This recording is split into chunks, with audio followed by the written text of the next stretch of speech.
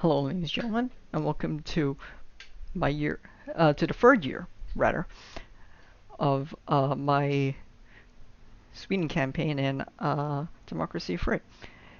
So, we had a bit of a global economic collapse last episode, but situation seems to be pretty good, at least, here in Sweden. GDP's up, health is up. We topped out education pretty much last episode. Unemployment's down, crime down, poverty down. Okay, let's have a look at the consequences, I guess. So we just got a Nobel Prize. Not bad. Uh, Increases GDP. Patriots like it because, hey, it's our prize. It's the prize of the nation. Liberals like it. Intellectualism, patriot membership. This is pretty important because now that we're on the third year, remember that it's 4-year terms in Sweden. It's not Britain. Britain has 5. So at this point, I kind of have to start worrying about the re-election bit. So having more patriots is good because I've been making measures that are pretty pro-patriot. I mean, finally have the technological advantage.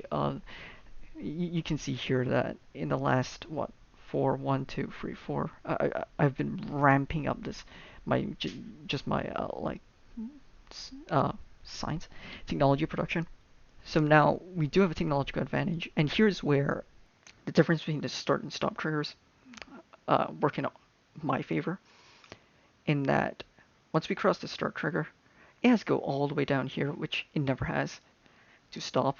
And this does improve our GDP by a pretty significant amount, especially since it does it for productivity, and productivity is directly linked to GDP.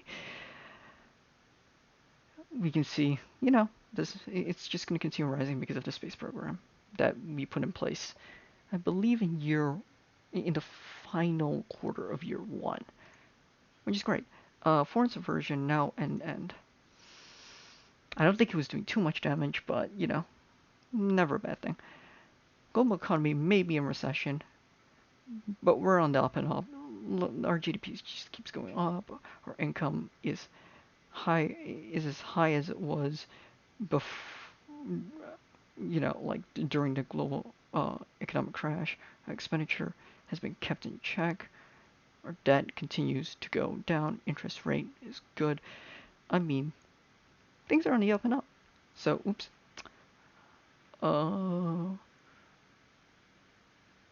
We still have a solid budget surplus.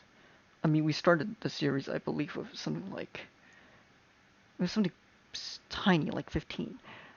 We now have about 42. It's not amazing, but it does help. Polls are optimistic. We get 80% of the vote without authoritarianism. That's I mean, the people know the people know how good of a job we're doing. Election report: the opposition has more members than us. Doesn't matter. All right. A large part of that appears to be that the liberals like us, because the liberals make up now 100% of the population. So this is pretty much, like almost a sole demographic. We have a lot of state employees. I mean, over half our country is state employees. I did not intend for that to happen, but they do like us a lot. Probably because of all of the, well, they're not gonna like us after I start cutting the state and after start cutting the state initiatives. But for now, you like us. I mean, the only people who don't like us are religious, which is, I mean, who cares? The amount of this population it's actually tiny, and Swedish culture also finally works in my favor and just crushes religious membership, even though I'm not sure if that's true. I don't know. Leave it. Leave whether that's true or not in the comments. Is Sweden really that? atheistic. Doesn't strike me that way. But yeah, you know, they're just gonna continue getting their membership cut. I mean, they don't really matter. Okay, the Patriots love us, which is why the Nobel Prize is great. So we have to get their membership up, and so this is kind of like preparation for the election, right? So how do we get their membership up? I mean, we're just gonna have a natural tick uh, from me maxing out the space from me creating and maxing out the space program and maxing out the army. But how else? Questions indeed. Capitalists, I mean, their happiness went from 0 to, you know, like, they're actually now slightly happy. I believe they used to be fanatically opposed before, which is something. You know, still some work to do, but their membership is going up, and the show we have, like, the socialists haven't completely abandoned us just yet. All right, well, that's a sit rep. Oh, we 52% of the population is ethnic minorities. I'm pretty sure if 52% of the population is ethnic minorities, I don't think I don't think you could ever call, like, there's no ethnic majority, right? Then it's just a patchwork of ethnicities, and you can't have 52% of ethnic. Never mind. Which is one of the many flaws of this game. And there are no conservatives in our entire country. Not a single one. Most people are middle income, wealthy. More wealthy than poor. Yeah, slightly more. Although they don't like us particularly much because of, yeah, all the taxes that Sweden starts with. Which we will cut at some point. Organized crime. Doctor strike. Yeah, this thing has been... This thing has been a pain in my side for ages.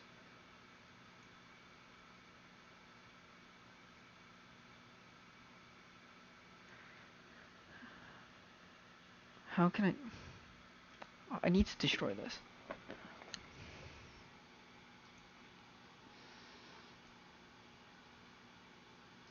A doctor strike would be killed by if I went after the state health service, which I might actually, in favor of the voucher system, which you know, it's basically the more market-based system. You know, they're not state employees, and it reduces socialism membership and increases earnings. Yeah, we're probably gonna try and change over to the voucher system for either health or school. We do have a surplus to play with, so we will have to max out like this first. And that is what I'm gonna do. Healthy eating campaign, right? 15, how much do I get per turn? Which is, we might have to shuffle the cabinet soon. Why is a patriot and a capitalist? Why would he hate me? But we get 21 per turn. Well, an environmentalist likes me. Sure. 15, 21. So that gives me 36 to play with if I don't spend anything. Right, because I don't hit the cap. The cap is 42. Requires 26 to reduce the state health service.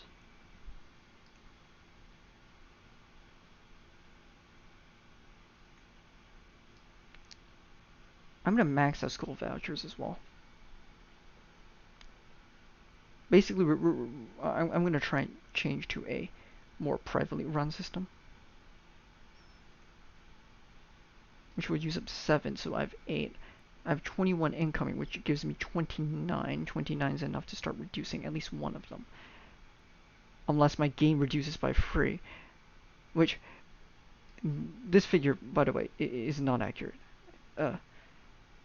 It does not take changes during turns into consideration. So you might get more, you might get less. We'll see if it works, I guess. Alright, next turn. Uncompetitive economy. Ended. Real strike. Ended. Oil drilling opportunity. Oil companies are keen to get permission to as a wildlife refuge. It would have a negative impact on the environment. I'm not going to get into the politics of this because this is too situational. Right, there's some circumstances in which it is justified, and others where it isn't. But in this case, I am going to allow the drilling.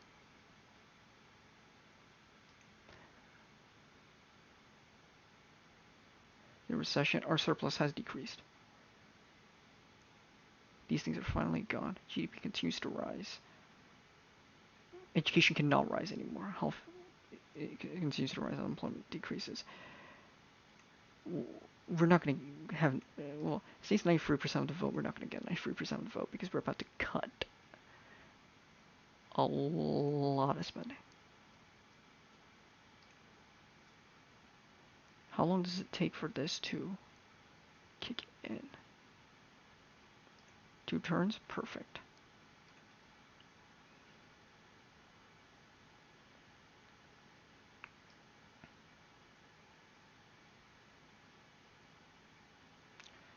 Not too...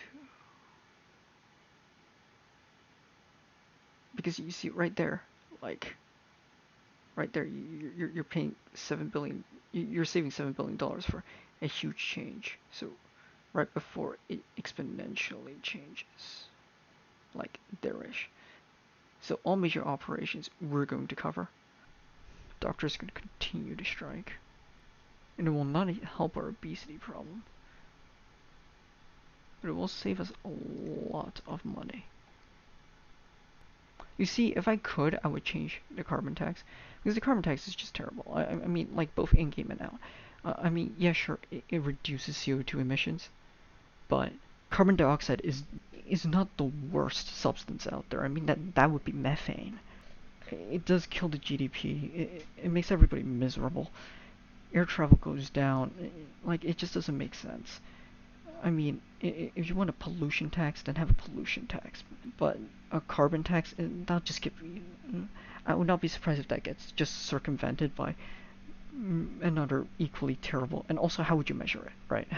How would you measure the complete carbon emissions of something? I mean, carbon dioxide is a gas. This just seems unenforceable. I mean, even if you put in, like, gas valves, I don't think this is unenforceable. It punishes those who do follow it.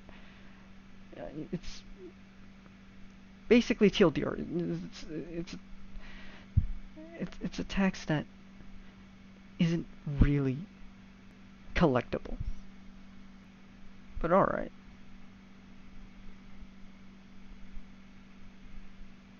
I mean, I don't think I can do anything with free points. Do the farmers like us?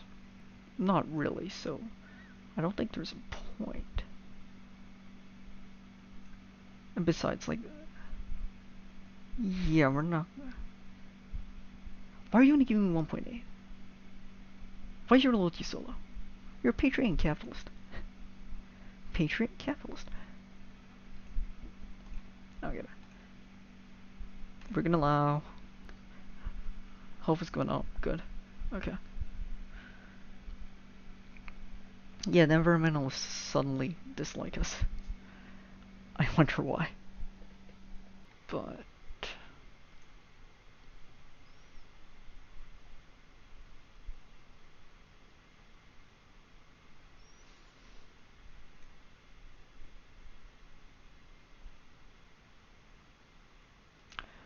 See, the thing is that I do not want race riots. At all. I mean, we could get a trade council. Would it improve the economy? Yeah, but we're not gonna have punitive wealth tax. Tax credits. I mean, frankly, I personally believe that this is a pretty good policy. It allows people of many different backgrounds to contribute to private education. I mean, one of the major problems of public education is that it is hyper standardized. And this kind of helps solve it because nobody likes paying taxes. People like helping kids. And, you know, if you can cut down your tax bill by doing charity, I think a lot of people would jump at that opportunity. And it does bring in, I guess, a more diverse set of education. So instead of like the more standardized, oh, you have to take A test at grade whatever, B test at grade whatever, you have to take credits in such and such and such. This allows things like vocational. This allows things like, you know, like specialized education. You know, if somebody's very interested in history, you know, you let them just study history, right? Like, sure, you expose them to other stuff, right? But if they have an early interest in it, and people are willing to pay for it, then and people and they're willing to, you know, put in the work for a specific field. People are willing to pay for the expertise required. Then I don't see how that's a bad thing. Of course, there could be some corruption in this. And there probably would be some corruption in this. Again, it would need oversight, good ideas, bad ideas, etc. But I think, but you could also say the same thing about the current like public school system. I mean, there's one test company that runs pretty much the entire college application process, and I don't even have to in the U.S. I don't even have to mention the name. You already know what I'm talking about. So yeah, we're gonna get some school tax credits. We're gonna increase it massively. Shows us the poor won't like it. They'll increase earnings. And increase private schools.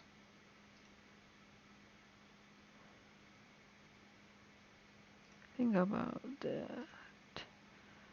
Is that private schools do increase education by quite a bit. They lower unemployment. The unemployment affects everything. Doctor strike is still being a pain, but it is what it is, I suppose. More and more people are becoming capitalists, right? So this just makes sense. And personally, I'm also not massively in favor of the progressive tax system. But, you know, like, oh, you already know that the comments are just gonna be a war. Or it's gonna be a war zone. So, you know, have fun. Okay, we have a drug addiction problem. I might be partially responsible for that. Oops. No, no, no, no. Killing productivity is killing health, which I believe also kills productivity, which kills the economy. Oh, god damn it. Alright. Look at the top of his head. Look at his lips. And it's increasing crime and stuff. Oh, we have scientific discovery. That's nice. That increases our GDP. Yeah, the budget is starting to go down. Yeah, so this is also like the last quarter of year 3. Yeah, a bit light in commentary this one, but this one's been mainly me trying to solve some issues. I don't really want to shuffle the cabinet, but then again, it's kind of like a risk-reward thing because I really want to do it after the election so that it doesn't impact the election. But if there's a resignation right before, then that's going to look really bad. But it doesn't look like anybody is just about to resign. So, you know, one can hope. I'm actually just gonna next turn here for the handgun laws. Which brings the third year to a close. So we start privatizing systems. Unemployment continues to plummet. Crime's looking good. Poverty got decreased somewhat. Education's been topped. Health is now pretty much topped as well. GDP is still a bit average, but it's much better than it was at one point. So, we'll go through all of this in the fourth year when the elections take place. Thank you, ladies and gentlemen.